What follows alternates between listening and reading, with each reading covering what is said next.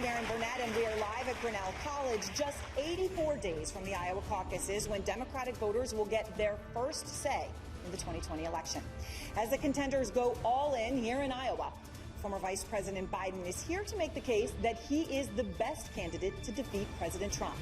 Tonight, he will take questions from Iowa Democrats and independents who say they plan to participate in the Democratic caucuses. Many of them are undecided. Please welcome former Vice President Joe Biden. Thank you. Great to see you. Great to see you. We got a good crowd. Good crowd. Good to be back. Good crowd on a cold night. Are you ready? Ready to set go. All right, so let's get started and get straight to our audience. You know, Vice President, of course, today is Veterans Day, and we honor all those who serve and have served this great country. The first question we have tonight is from Dave Degner, who is a veteran, served in the U.S. Army Reserve for 9 years and spent 15 years as a truck driver. He is currently running for state senate here in Iowa and serves as the Tama County Democratic Party chair. He is also teaching at a local community college while attending the University of Northern Iowa full-time. Dave, go ahead with your question. Yes, thank you. How do you have time to even come and ask a question? God love you. Thank you for your service. I'll make time for you, Mr. Vice President.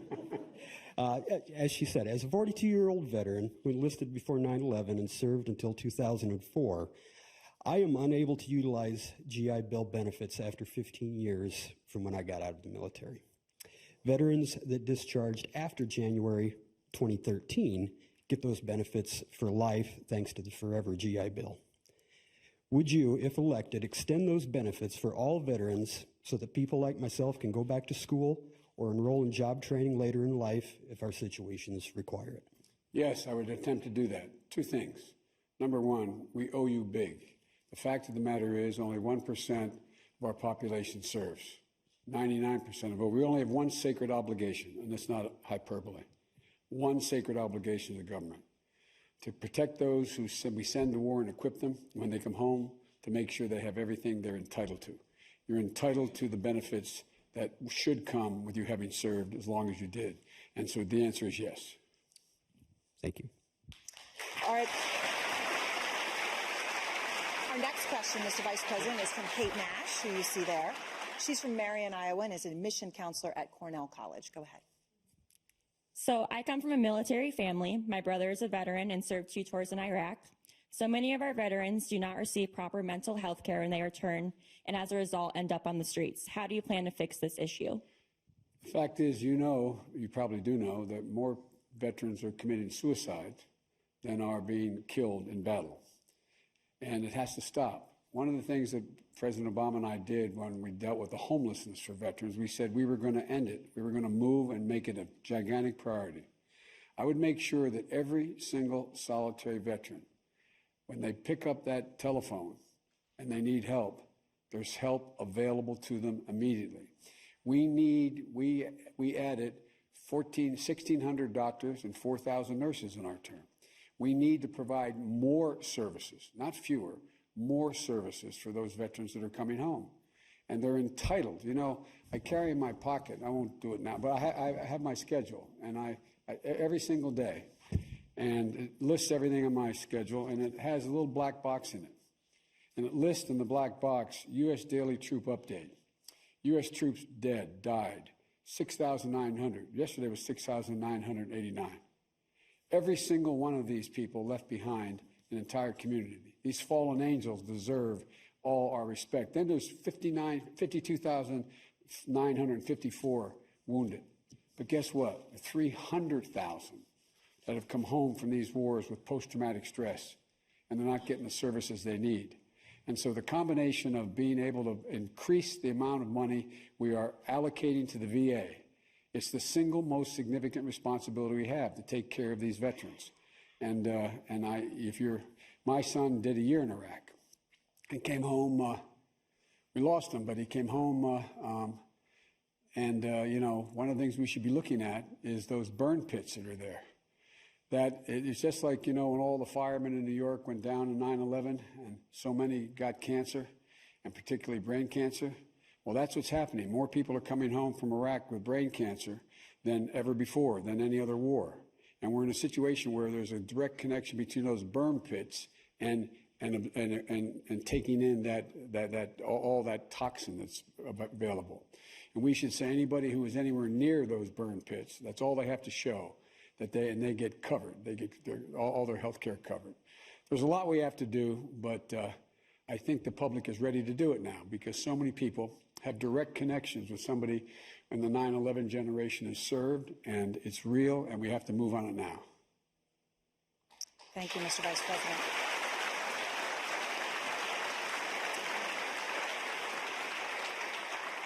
I want to bring in Andrew Tucker. He is a junior here at Grinnell College. Andrew, go ahead with your All question. downhill from there, Andrew. Junior, man. Almost home. Thank you.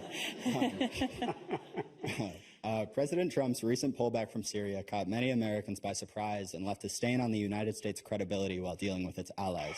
It also influenced new discussion about the need to have as many troops abroad as we currently do. Do you believe that the number of troops stationed overseas is vital to supporting our national security, or do you think that we could have that same level of protection by re-strengthening American foreign policy and diplomacy, allowing these troops to return home? Let me divide into three sections. One, we don't need large standing armies abroad. That is not what we need, particularly in the Middle East, particularly from the Mediterranean to the Gulf. We don't need that. But we do need special forces and small array of people that we put together with other 69 countries we've worked with to deal with stateless terrorism and to deal with unstable areas of the world, because we can't do it all by ourselves. The other thing we should be doing is strengthening our alliances instead of embracing autocrats and dictators like this president does and poking our finger in the eye of our folks in NATO and in the Far East and Japan and those areas. We should be, in fact, embracing them because we need them to help us deal with what the reality of the new world is, which is we're going to be dealing with unstable countries, stateless terrorists, and they're the people we can't do. We can't be the world's policemen. We need them with us. So I think we need troops abroad, but in small numbers. And by the way, we only had several hundred troops taking care of all those Kurds, and 11,000 of them died fighting ISIS and winning, and we abandoned them. Do you see the looks on those soldiers when they were coming out in those tanks and those up-armored Humvees? People are standing there saying, help me, help me. And you could tell, you could see in their faces how they felt so badly that they were leaving. And look what's happened. Who's going to trust us? You know, you're alluding to, obviously, your criticism of the president's decision to pull troops out of northern Syria, but also, I think in your answer, you touched on you don't want endless wars. You've talked about not wanting that. So when you look around the world right now, Mr. Vice President, we currently have 200,000 service members stationed around the world. In that area that you were mentioning, the Mediterranean through the Middle East, 63,000 troops in the Middle East alone. So where would you look first to start bringing them home? Let me make a clarification. We don't need large numbers of combat troops conducting wars in areas like Afghanistan or Iraq, etc. We don't need that. That's not what's necessary.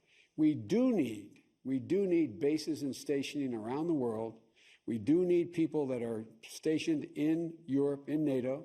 We do need troops that are stationed in the Far East, in Asia, dealing with the concerns that they act as a sign saying, not here. The United States is here. We are going to dissuade you from doing anything that's irrational. But the fighting troops, the people out there shooting, are the people who are the special forces folks. Those folks are needed to deal with these stateless terrorist actors. But the idea of pulling off, for example, if we pulled all of our troops out of everywhere from Guam to Australia and everywhere in between, what would happen is that would be a green light for China to continue to do what they're trying to do, is take over significant areas of territory just by the mere force of their presence.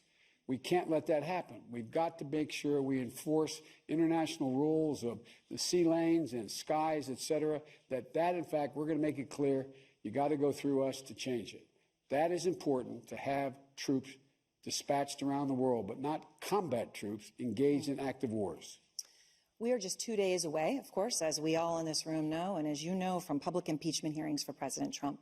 Mr. Vice President, on that topic, our next question is from Will Freeman. He's an associate professor here at Grinnell, also men's track and field and cross-country coach. He says he supports you for the nomination. Will, go ahead. Welcome, sir. Thank you. I feel like our country and all we stand for has been hijacked by a person who I view as decidedly un-American. He is not a reflection of what this country stands for. Will the current impeachment process convince independents that the president has to be defeated next November, or could this backfire on the Democrats? Well, you know, to answer the question, Professor, the simple answer is this: that the House has no option.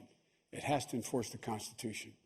Whether or not it turns out to work or not work, or whether or not it turns out that he should or shouldn't be kicked out of office, he's on the face of it, there's a prima facie case that he's violated the Constitution of the United States of America in asking other countries to engage within our politics. That is a violation.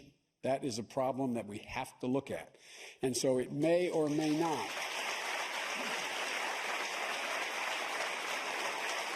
Lester, I've been there for 2 impeachments, Coach, and they're not pretty, and it's not anything I wish the country to have to go through. But we have to maintain the constitutional principles that exist. Here's what will happen: if the case is made as strongly as it's being made, in my view, Aaron, if it's as strongly as it's made, you're going to find those areas that are independent and Republican areas saying, "Whoa, we got to do something here. We got to do something here." And everybody says the House will, in fact, indict, impeach, means say there's enough reason to go forward with the trial, and the Senate will never move. I don't buy that. I don't buy the Senate will never move. It will depend on what their constituency says. If you're a Republican and you live in a Republican area and you have a Republican representative and you think the president has clearly violated the law and the Republican senator does not have the courage to stand up like Howard Baker and Bill Cohen and so many others did with Nixon, you're going to let them know. You're going to let them know. And that's going to change their view. Let's see where the facts say this. My job is just to go beat them. So you remember, of course, and many of you, I'm sure, also saw the New York Times op-ed written by the anonymous senior Trump official. So that person has now written a book called A Warning, comes out next week. And just tonight, Mr. Vice President, we've gotten an excerpt. And I just wanted to share it with you. This is a passage about the internal White House reaction to President Trump asking the Ukrainian president to investigate you and your son. And here's the passage. Those of us who have seen these sorts of reckless actions again and again wanted to slam our heads against the wall. The explanation that he wanted to help combat corruption in Ukraine was barely believable to anyone around him. The obvious corruption was in the Oval Office. The president had apparently learned nothing from the Mueller saga. Only we did. We learned that given enough time and space, Donald J. Trump will seek to abuse any power he is given. What do you make of this picture behind the scenes in the White House? I didn't write it, but I could have. Look, I think that's every single solitary, serious investigator, including your network and others, have looked at this, have said there's absolutely zero basis to the accusation that I acted any way inappropriately or that my son did. This is all about Trump trying to create a diversion. And if the big piece in the New York Times this weekend went through in detail the testimony from people I don't know, Republican appointments in the administration testifying before the committee. One of them saying that I couldn't believe, I know Joe Biden. He's a man of integrity. I don't believe this. There's not been a scintilla of evidence pointing out that anything's wrong. But there are people around him like that chump Rudy Giuliani. No, by the way, it's not a good.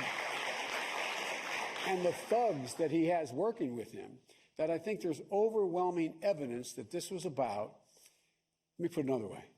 Can you ever think of a time when a sitting president was deciding that he's going to make sure he gets to choose who the Democratic nominee is? 2 things I've learned in the last couple of weeks. 1, Putin doesn't want me to be president. And number 2, that this guy Trump doesn't want me to be the nominee. But I tell him I'm coming. So Vice President Biden, the House Republicans have asked to call many of their own witnesses, as you know, in the impeachment hearing, right? In the probe, they've put forth their list. Your son Hunter is on it. They want it. They want to hear from him. What's your response to those Republicans who say that Hunter should speak to the country? There is zero rationale for that to happen. Nobody has suggested anything was done that was inappropriate. This is all a diversion. This is classic Trump. Classic Trump. Focus on the problem. We have a president who is one of the most corrupt people to serve in that office. Look, I redo, what Biden do? I released 21 years of my tax returns in detail. Mr. President, you worry about corruption? Release some of yours. Release some of yours. This is, and by the way, look, I'm going to sound solicitous, but you're a really talented reporter, and you follow things very closely. And you've been in many of these places we're talking about. Physically, you've been. I remember when you were in Egypt reporting, et cetera. This is Trump's modus operandi. Whenever it happens, whenever anything comes down on him, what's he do? He tries to find a scapegoat to avoid focus on him. That's what this is all about. And I'll be darned if I'm going to let us take our eye off the ball. Did Trump commit impeachable offenses? He's indicted himself on the White House lawn saying he did invite these people. And by the way, he said he wants to deal with corruption. That's what it's all about. Well, Mr. President, release your tax returns. Show us what you've done. You mentioned having been there for prior impeachments. And Declan O'Reilly, who is a junior here at Grinnell, also has a question about impeachment. He is a supporter of yours. Go ahead, Declan. Mr. Vice President, having experienced the Watergate era, what's the significance of the executive branch defying congressional subpoenas and congressional oversight for the structure and the future of American democracy? Declan, is at stake. The democracy of this country is literally at stake if we don't respond. Even if everybody liked Trump when he did these things, you have to respond because it's breaking down the walls, the separation of power wall. When I was asked early on, did I support impeachment? I said, let's see, because I didn't, not anything to rush to.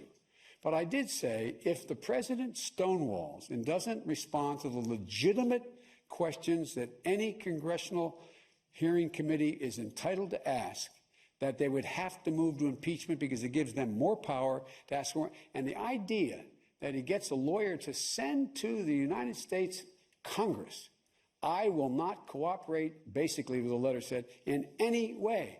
No president has done that. As my mother would say, who died and left him king?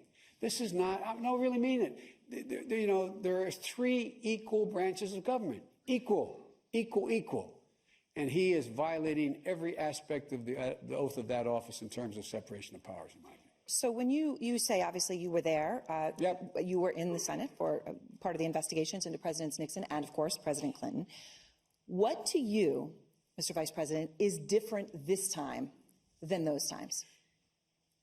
This time, what's happened is, even back, I got elected as a 29-year-old kid the same year that Richard Nixon got elected in 1972. And politics today has gotten so mean and ugly and dirty, and everybody questioning motive and not focusing at all on trying to put things together instead of disagreeing on substance. You go to motive. It has become so difficult for Republicans to be able to, unless they have real courage, to stand up and take on the president even if they think he should be taken on, because he has such vitriol. He has no empathy. And what happens is that he controls now somewhere between 30 and 35% of the electorate, which is the bulk of the Republican Party. Mm-hmm. And I'll give you an example. When we nominated a Supreme Court justice and it was decided that they wouldn't even hold a hearing for him, that justice, the reason I recommended him to President Obama, was that he, in fact, had gotten 35 Republicans to say great things about him. And he was a really serious person. I called 12 Republicans and said, what are you doing?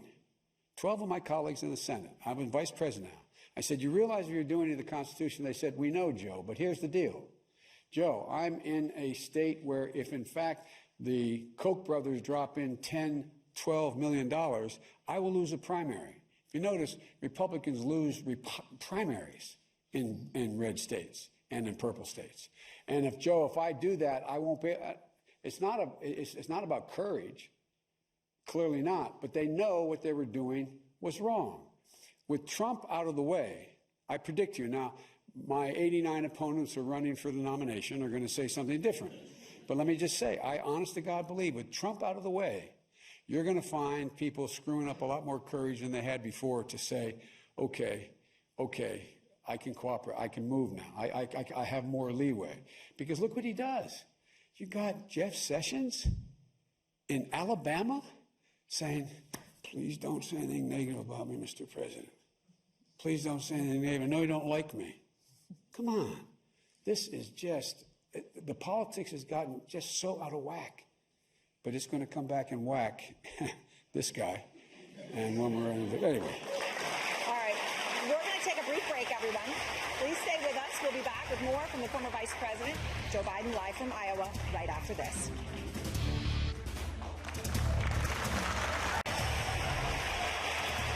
Welcome back to a CNN Democratic presidential town hall with the former Vice President, Joe Biden. We are live at Grinnell College here in Iowa. Now, Vice President Biden, I want to talk to you about something that's deeply personal for you and for many Americans, and that is loss, deep, deep personal loss. In 1972, your wife and infant daughter were killed in a car crash and your son's injured. As a parent, it's impossible to imagine. 4 years ago, you lost your son, Beau, to brain cancer. Now, throughout your public life and throughout this campaign, Mr. Vice President, we have seen you, we have heard you connecting to people through personal grief, that you've heard those personal stories in public. What does it mean to you that people have taken comfort in sharing some of these deep personal tragedies with you? Well, you know, a lot of people have suffered more than I have with loss. And I've been really, sounds bizarre to say, lucky in the sense that I've had an incredible family. When I lost my wife and daughter, I had my best friend in the world, my sister and my brother. They moved in to help me raise my kids. My mom was there. When I lost Beau, I had my son Hunter, who was a great comfort, and my daughter Ashley. I mean, I've just had, and what I think all the time about Aaron, and I don't mean this sincerely, when you're the recipient of someone's understanding and empathy, you understand how it can help, and it's just impossible, although sometimes it's hard, to not share it with others. And when people come up to me, often, as you've observed, is that they come up and they'll walk up to me, and all of a sudden a man or woman will just grab me and hug me and say, I just lost my son, lost my daughter. Tell me, am I going to be okay? Am I going to be okay? And what people really want to know is when they go through these, and how many of you have lost someone to cancer that you love or is close to you as a husband, wife, son, or daughter? Raise your hands. Look at that. And you know, what it teaches you is a lot of things. I mean, I was a single parent for 5 years. I'm not sure I would have fully understood how difficult it is to be a single, with all the help I had. And so my mother used to use an expression, which I thought the first time she used it was so cruel. She said, out of everything bad, something good will happen if you look hard enough for it. And I watched the relationship that I had with my two boys. It was like a steel belt running through our chest after they lost their mom. And I watched the relationship my son and daughter, surviving son and daughter, have with one another. And so, you know, and the other part is, I'll just conclude by saying, everybody's different. But what I found is the way you overcome enormous tragedy is you got to find purpose in your life. Purpose. And a purpose is best utilized if it relates to something that related to what the person you lost cared about. So, for example, yesterday I went home to Delaware, and I was at a run for the Beau Biden Foundation when she felt He was overwhelmingly concerned about the abuse of children. He had a chance to become the United States Senator, but he stayed and he wanted to prosecute one of the serial child abusers in American history. 460 counts of molesting children, a doctor, and 160-some young girls or boys he penetrated, aged between 1 and 7. And so we had to run to make sure we dealt with those issues. So I get up, like many of you do with the loss you have, and think to myself, for real, not a joke, is he proud of me today? Is she proud of what I'm doing? Is this? And so I found, I think they're just part of me, and it's the way I've dealt with it. But I promise you, and you know, it happens to me hundreds of times on the trail. People just want to know, can I make it? Can I make it? Am I going to be okay? And there will come a time, if any of you are going through it, where the thought of the person you lost will bring a smile to your lip before it brings a tear to your eye. That's when you know you're going to be able to make it. That's when you know. But it's hard. It's hard. And it gives me some sense of purpose when I'm able to be of some help. Well, I know that those words buoy a lot of people in need. Mitra Romana is a former Unitarian Universalist church minister. Mitra, go ahead with your question for the Vice President. Vice President Biden, thank you for being here. Thank you.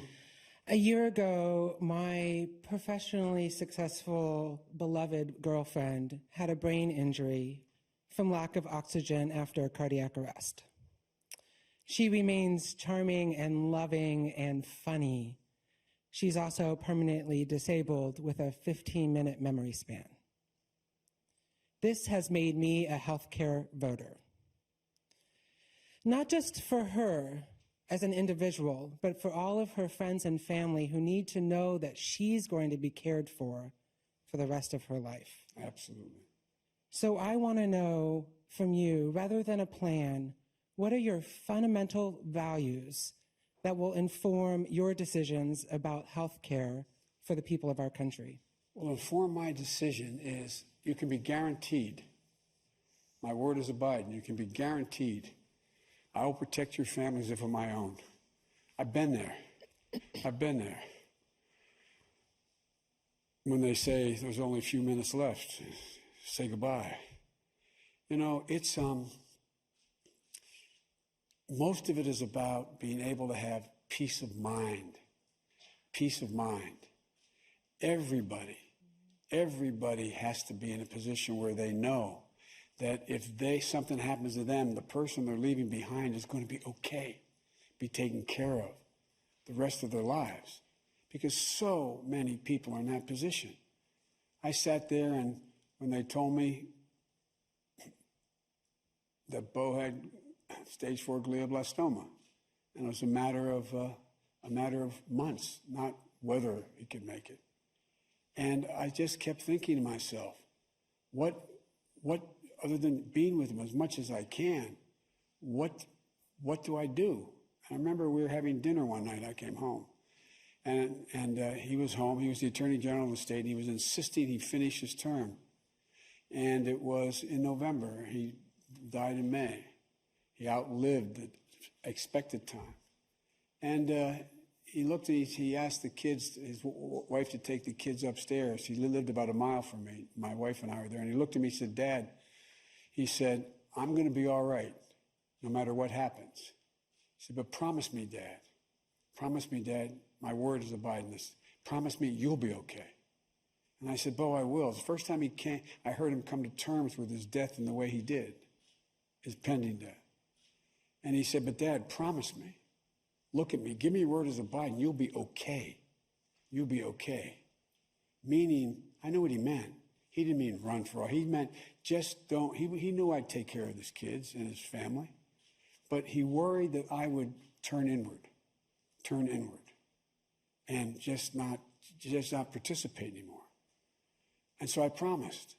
I wasn't sure I could keep the promise at the time. But what happens with that friend of yours, you look at her and you say, what happens if I'm not here? What happens? Who's going to be with her? And so I can give you policy answers, but the personal answer is you've got to be in a position where that friend of yours is going to be able to live her life in whatever comfort remains, as long as is reasonable for her to be able to do it in terms of the physical condition. And that means, for example, you know what we know? We know if you have a provider that in fact is a family member, you are much, not professional.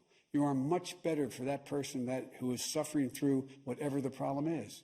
They can handle it better. That's why we should be providing tax credits for people who stay home to take care of their loved one, because they're the ones who have the greatest impact on their mental, their physical health, their attitude, that keeps them from being panicked. And so I just think it's all about just holding on. People just want to know. Hope never dies. Hope never dies. And the moment you're alone, the hope fades, and that's when it is absolutely terror.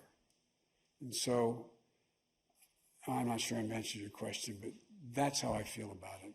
And I think the health care plans have to be available so your friend, for the rest of her natural life, gets all the care she needs and has the comfort that she's not isolated and left alone. There's nothing worse, all of you know, when you have a problem and being completely alone.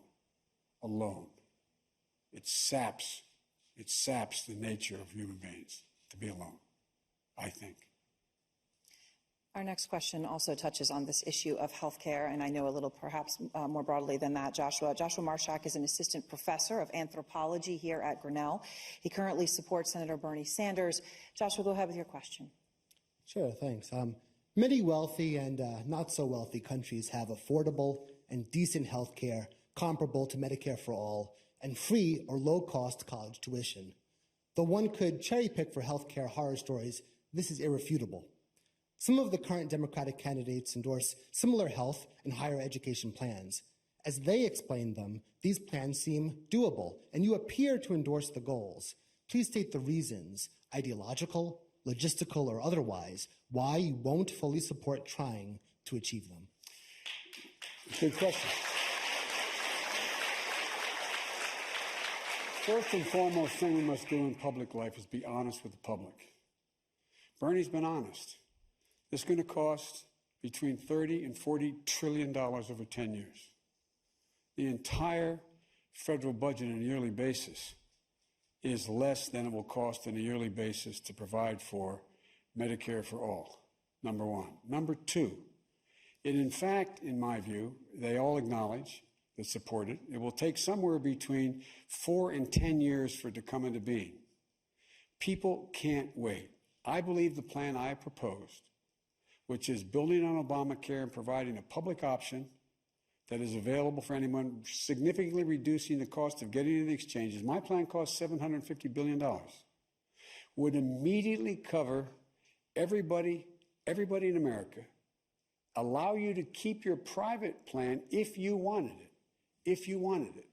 The thing that Bernie's plan does is that you either have to have his plan or no plan, period, nothing. You cannot choose. A lot of these people have gone out and they've negotiated with their employers a significant health care plan that they've given up salaries for. They've given up part of their income for, and they like it. They should be entitled to choose to keep it if they wish. If they don't wish to keep it, they can buy into the public option that I propose. And it's affordable, and it can happen immediately. I can get it passed. And if you take a look, the vast majority of the people who you have to go into the Congress and you have to get things done. It matters that you can actually deliver on what you say. For example, I think we should have free community college, cutting in half the cost of a college education. Everything below, from high school to 2 years of community college, should be free, including trade school. We can afford to do that quickly, and we can get it done. I believe we can forgive a significant portion of the student debt by reducing from 10% to 5% the payback rate now. And in addition to that, if you engage in public service, you in fact can have $10,000 a year debt removed from, taken off the books, and for 5 years. The average indebtedness is about $38,000. We can do that. But to come along and say you're going to fund a $35, $34, $40 trillion plan in 10 years, $1.7 trillion in student debt will be forgiven for all universities. I can understand, I think we can get to the point we can have 4-year public universities covered. But why should, in fact, these people out here pay for the fact that my kids had a significant debt, but they went to Yale and they went to Penn and they went for incredibly high tuitions? Why should that be free? So there has to be some correlation between you being able to do what you say and level with the American people. Healthcare is the single most important thing you all face. And don't you think you're entitled to know whether or not your taxes are going to go up higher than the benefits you will get? Significantly higher. That's what almost every single study professor says. It says that. And so how do you explain that? Well, you should stand up and do at least what Bernie did and said, yep, it's going to cost 7.5% more in your withholding tax, meaning your pay will be deducted another 7.5%, and on top of that, a 4 to 5% tax increase. Well, that makes sense. But that only gets you halfway there. So there's a little bit of truth in lending here. Well, Senator Warren, of course, has said that she's not going to be raising those taxes, as you know, right? She has a different plan. You talked about her support for Medicare for All last week. You attacked her. I think it's a fair word. The quote was from you, it's just an elitist attitude about you're either my way or the highway. Let's get something straight. She attacked me. She went out and said, Biden, she didn't use my name anymore than I used hers. She said, Biden is a coward. Biden is, in fact, in the pocket of. Biden is, and she went down the list of saying that I should be in a Republican primary. She did say you were in the wrong primary. Oh, yeah, right. Now, what do you call that? What do you call that? So I responded by saying, no, here's what I said. It's not about her. It's about the attitude that exists right now. If you disagree with me, you must be bad. They question motive. Look, we can disagree. I respect your view. I really do. What I was talking about is you go home and you tell everybody people are busting their neck at the kitchen table conversations going on tomorrow morning, like in the house I was raised in. And you say, by the way, I know you don't think we should raise your taxes on this, but this is good for you. This is good for you. What do you mean? But where'd that come from? What specifically is elitist about how she's pursuing Medicare for all? The attitude that we know better than ordinary people what's in their interest. I know more than you. Let me tell you what to do. And it wasn't she's elitist. The attitude is elitist, that people can't make up their own minds. You like your health insurance, but you shouldn't like your health insurance. You should have to give that up. I'm going to demand you not have that. We're going to give you something better. I know what I want. So that is an attitude that says, okay, you're telling me it's my way or the highway. And it's not about her, it's about the attitude out there. The attitude that we know best. You do it my way. Where I come from, growing up in a middle-class neighborhood, the last thing I liked is people telling my family and me what we should know, what we should believe, as if somehow we weren't informed, that just because we didn't have money, we weren't knowledgeable. I resent that. And I wasn't talking about her, I was talking about the attitude that if you don't agree with me, get in the other party. I'm more of a Democrat from my shoe sole to my ears than about anybody running in this party, okay? Including her? Including everybody, okay?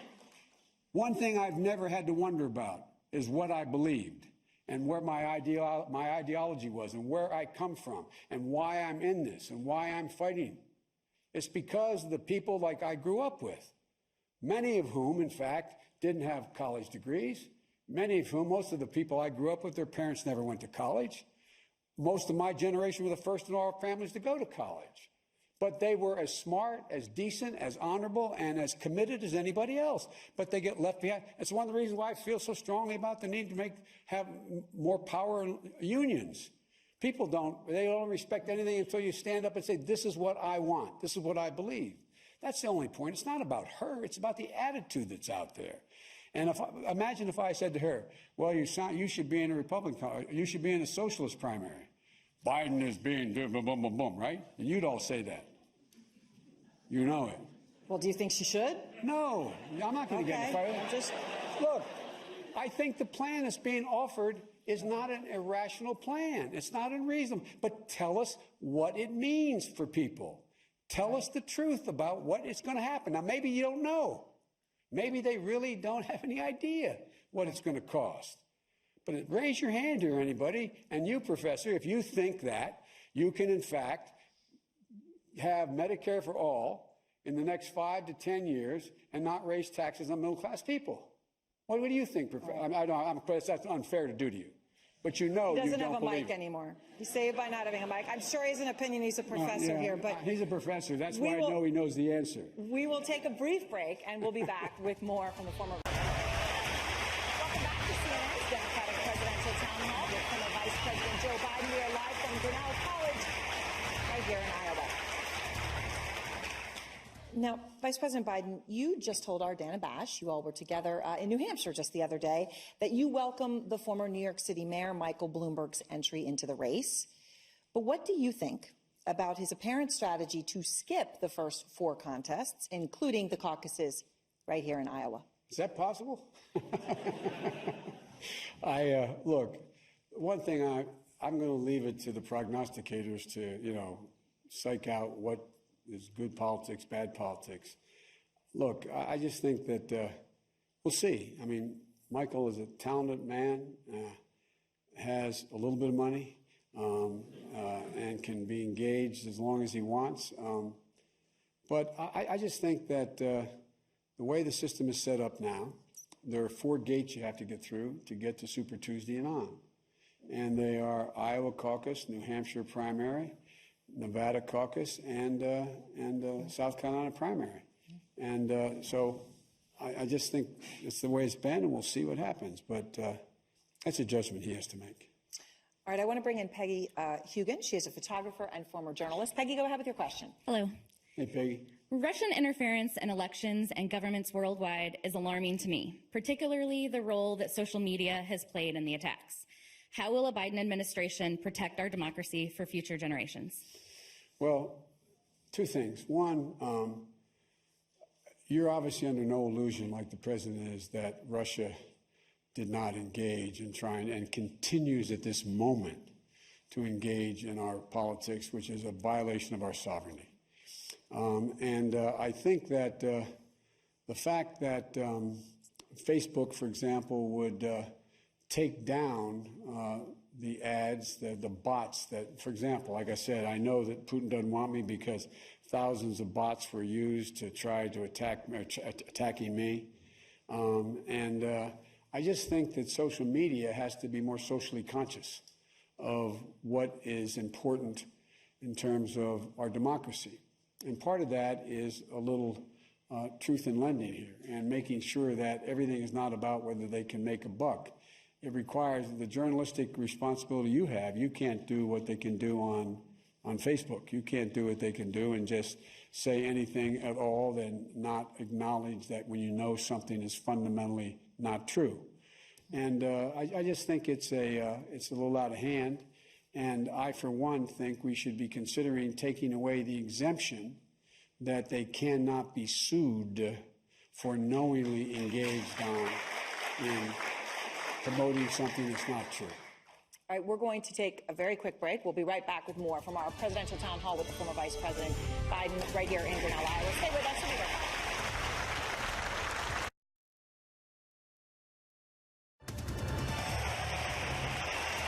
Welcome back to CNN's Democratic Presidential Town Hall with former Vice President Joe Biden. We are live on the campus of Grinnell College in Iowa. I want to bring in Jessica St. John. She's a high school teacher, Vice President, who teaches English as second language. She's also a veteran who served tours in both Iraq and Afghanistan with the Army National Guard. Jessica, please go ahead. Hello, Mr. Biden. How do you plan to help veterans who served honorably but then were deported back to their native country? Bring them back. Not a joke. It's outrageous. It's outrageous what they did. Outrageous what the president did. And look, one of the greatest honors I had, I've been in and out of Afghanistan and Iraq, I guess total about 20 times. I was in the Afwa Palace, and I think my wife, the second lady, was the only person going to combat zone. Went over, you know what for? We swore in 120 soldiers and sailors in Afwa Palace, none of whom were American citizens, all who had volunteered, from Silver Stars to Bronze Stars to Purple Hearts. And you should have seen the looks on their faces, each one of them came up. That's why we're who we are, the country we are. We are a country of immigrants, and they serve, and they should be treated the same way. What's your dog's name?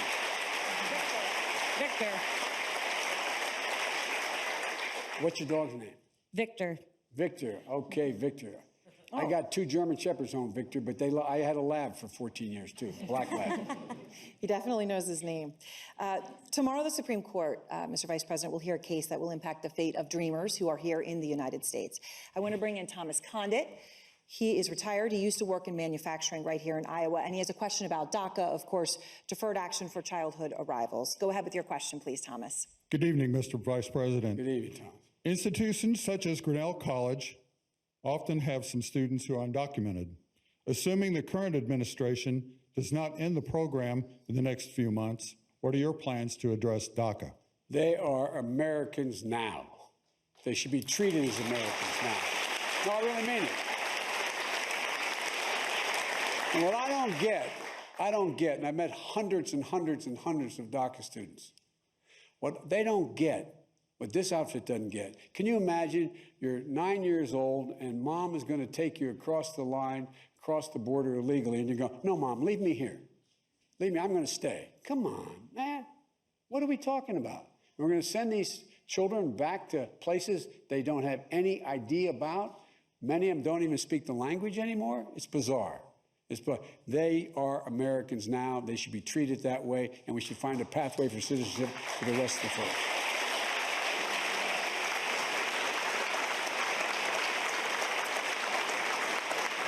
We're here in Iowa tonight, one of many states that is feeling the ongoing effects of the trade war with China.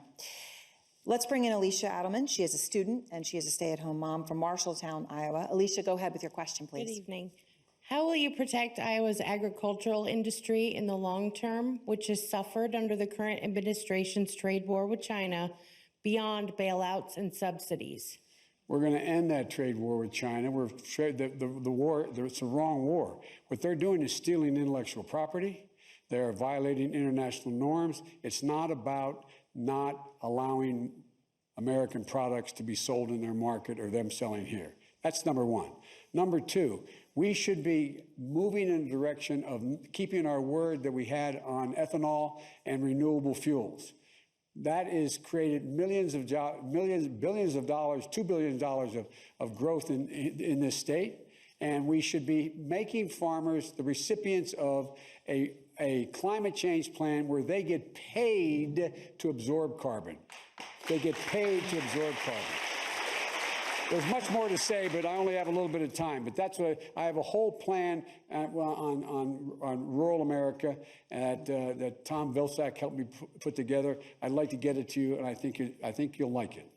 You mentioned climate change, and that's obviously a big issue for many Democratic voters across this country. I want to bring in Amelia Zornig. She's a junior here at Grinnell with a question on that. Amelia, go ahead. Hi, Amelia. Good evening. Climate change is causing extreme weather events with exponentially increasing frequency. In Iowa, flooding over the last 30 years has cost over $13.5 billion in direct property losses and over $4.1 billion in crop losses. What action will you take to protect Iowan people, communities, farms, and businesses? Not just you. I live in a state that's only 3 feet above sea level. No, I mean it sincerely. And my entire 2/3 of my state are in jeopardy, okay? And there were close to $1 trillion of loss up and down the coast, okay? So, number one, I agree with you completely. Number two, I would immediately rejoin the Paris Climate Accord, which I helped put together. Number two, I would invite the 187 nations that belong to that to the United States within my first 100 days and up the ante, because they make up 85% of the problem. I would, number three, in the United States, move immediately to make sure we set in place standards that cannot be changed. For example, by putting in place the whole portions that relate, for example, every single building in America should be energy efficient. We should be investing in battery technology. That's not just for automobiles. There's new companies out there invest. I have a $400 billion plan to invest in new technologies. For example, if you in fact have solar panels on your house or wind, you are able to now, there's new research going on, you can within your own home store that energy with this new battery technology, so you will never have to go even when the wind's not blowing and the sun's not shining. I would make sure that we go back to making sure we deal with transportation. Look, I'm a big rail guy. If we had rail that goes as fast as a car can go and get from one place to the other as fast, we'd take hundreds of thousands of vehicles off the road. And there are 5 corridors in which we can do that right now. It is cheaper, it is better, it is smarter. We should be building every new highway we build. I'm going to build 500,000 charging stations for electric vehicles on every highway we build, so you can plug in and move. Then we'll own the market. We will be creating millions of good-paying jobs. And so there's so much we could do. I wish I had time to, maybe I could, afterwards I'll stick around and give you a more detailed answer if you'd like. But we have to, and we have to get to net zero emissions by 2050, but lock. Okay. Okay. Okay. Thank you. Thank you. We appreciate your passion, but please respect the Vice President and our town hall. Thank you. Thank you. We can. But by the way, finish your we point, can please, lock sir. in. We can lock in things that can't change. We can make fundamental changes now in the next 10 years that would significantly reduce the emissions of carbon now, right now. We don't have to wait. But anybody who tells you that you're going to be able to do it within less time they haven't shown a way to do that. But we can fundamentally reduce the amount of carbon that's emitted beginning now. I want to bring in Pamela Pelzel. She's a small business owner here in Grinnell, Iowa, and a supporter of yours. Pamela, please go ahead with your question. What is your position on Saudi Arabia and Prince Mohammed bin Salman and their killing of Jamal Khashoggi, a Washington Post journalist? What type of consequences should there be for his murder in the Saudi embassy in Istanbul? There is very little social redeeming value of that administration. And I think it was a flat-out murder, and I think we should have nailed it as that. I publicly said at the time we should treat it that way, and there should be consequences relating to how we deal with that power. He has not gotten much better, and they're playing the game here, what they're doing in the region, continuing a war that should not be underway to begin with, killing innocent people, all on the rationale that this has to do with Iran. And the problem is that this president has so damaged our relations in the world with the Permanent Five that we walked away from what was working in Iran, keeping them from having a nuclear capacity, the most intrusive regime we negotiate in our administration that ever has occurred in all of human history. We had investigators and the International Atomic Energy Commission every single place they could possibly be doing something bad. He walked away. He said he's going to make it better. What's happened? We now are isolated. We are the isolated country. We are wondering what we do when the bad actors, and there are bad actors like the Quds Force in Iran, who we had the ability to respond against anyway, unrelated to whether or not they were keeping the deal on nuclear power. And what's happened now? Now they use a drone, they get engaged, and what are we doing? We can't find the allies to come with us. We're the isolated country. And we use Saudi Arabia as a rationale why we can't get tougher on them for their violations of international law, the way they treat women, the way they treat their people. That, in fact, we should be speaking out about what constitutes a violation of human rights, and they violated the human rights of their citizens as well as their Khashoggi was, in fact, he was butchered. When you say Saudi Arabia has very little social redeeming value, and you're talking about some of the reasons you feel that way, the reality when it comes down to it, and you well know this, right? They're by far the largest buyers of U.S. weapons of any country on this planet. As president, would you curb those arms sales to Saudi Arabia? Yes. Look, we should not make our policy based on who we get to sell weapons to. What a foreign policy. I mean, it makes no sense to me. It makes no sense. Look what's happening in China now. They have 1 million Uyghurs, Muslims, in re-education camps out in the West. Hong Kong, they're shooting people in the streets, violating every agreement they made when Hong Kong rejoined China. Look what's happening in Shanghai. We're silent. We're silent. And wonder why the rest of the world thinks that we're not going to stand up. And so what do you have happening in Europe? You have Erdogan in Hungary. You have what is an anti-democratic leader in a democratic state, supposedly, of Turkey, with Erdogan. This is starting to fall apart. We have to lead the world. And we have to lead it by our example and making it clear that human rights and civil liberties, they matter to us. I don't give a damn whether you buy all our arms. It's a mistake.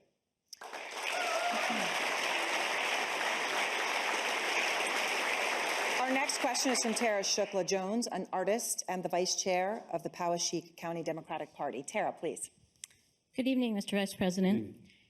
You've outlined a lot of really ambitious domestic plans this evening. In an era of hyperpartisanship, even in areas of bipartisan agreement, the need to score political points has resulted in congressional gridlock.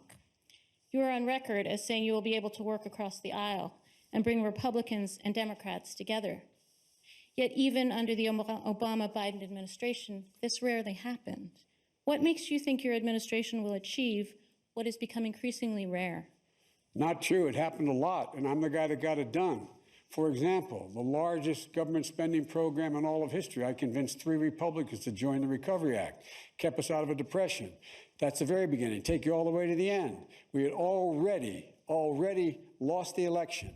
It was in January. I put together with Republicans and Democrats the single largest commitment to cancer research and NIH, almost $9 billion, 7 days before he was going to be sworn in, when they were told that they would not do anything more.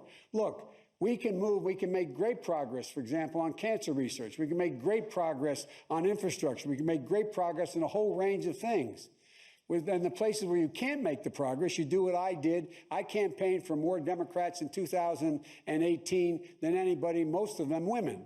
What do? I went into 24 states. I went into a campaign for 68 candidates, and we took back the House by going at them directly on health care.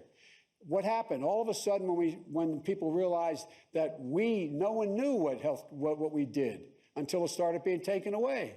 So we went in and I said, hey, look, here I'm campaigning for, and I turned to the person I'm campaigning for. Her Republican opponent says that he or she wants to take away pre-existing conditions coverage, wants to take away, oh, no, not us. Now, how many Republicans here talking about it? Look, one of the problems when the responsibility of a president is to be able to persuade people. And one thing everybody in the Senate and the House knows, I have never, ever, ever, ever misled a person that I've tried to get an agreement with. And when we can't get an agreement, we go and we fight it out in their district. But we got a lot done by pure compromise. Remember, every time we got in trouble and couldn't get something passed in the House or the Senate, who got sent up to the Hill? I even convinced the Republicans to increase taxes on the wealthy for the first time ever by $600 billion. On New Year's Eve day when we're about to go under in terms of reneging on a national debt. This is something I've done. I can do it again. Our final question and our next question comes from Jonathan Brabelski, who's a senior here at Grinnell and a supporter of yours. Jonathan, please. Hi. You've talked a lot about your career tonight. Given all of the progress you've seen and been instrumental in American history and through your career, what change in American society are you proudest of? Well, there's a number of things I'm proud of. One, I think leading the fight to change the culture of how we treat women in America with the Violence Against Women Act. I'm proudest of doing that. And it's about a cultural change. It's not just the act. And I had great difficulty getting it passed. Even I had opposition from women's groups initially because they thought it was going to take the focus off of choice and gender issues. But the fact is we're beginning to make significant progress. So another thing I'm incredibly proud of, every American president, Democratic president since Roosevelt has tried to come up with a comprehensive plan for health care. Well, Barack and I did it. Barack did it, but I helped a lot getting it done. And I also am very proud of the fact that I was able to be the guy who sort of led the effort on the arms control agreement for nuclear weapons with Russia, which this guy is now blowing. So there's a lot of things that I've done that I'm very, very proud of. And I think it will have long-term consequences of what needs to be done in terms of, and look, last point I'll make. My proposals on education, climate change, healthcare are as radical and change-driven enough as anybody else's plan. Anybody else's plan. The difference is, I believe, and I don't criticize the other people who don't agree with me, but the idea, we're talking about fundamental change in education, fundamental change in the way we deal with healthcare, fundamental change in the way we deal with the environment, fundamental change in the way we deal with the criminal justice system. So there's nothing, I love this thing about, well, Biden's the moderate. Tell me, if tomorrow I was able to change the system like I'm calling, what do you think history will write? Was it moderate change? I don't think so. I don't think so. And we can get it done. We can get it done. It'll be hard as the devil. It may take more than 4 years for some of it, but we can get it done by driving it home to the American people and letting them know what we are for. Everybody knows who Donald Trump is. We've got to let them know who we are, who we are. We choose science over fiction. We choose hope over fear. We choose truth over lies. Mr. Vice President, thank you so very much for your time tonight, and to all of you. We want to thank our audience and Grinnell College for being such wonderful hosts. CNN Tonight with Don Lemon starts right now.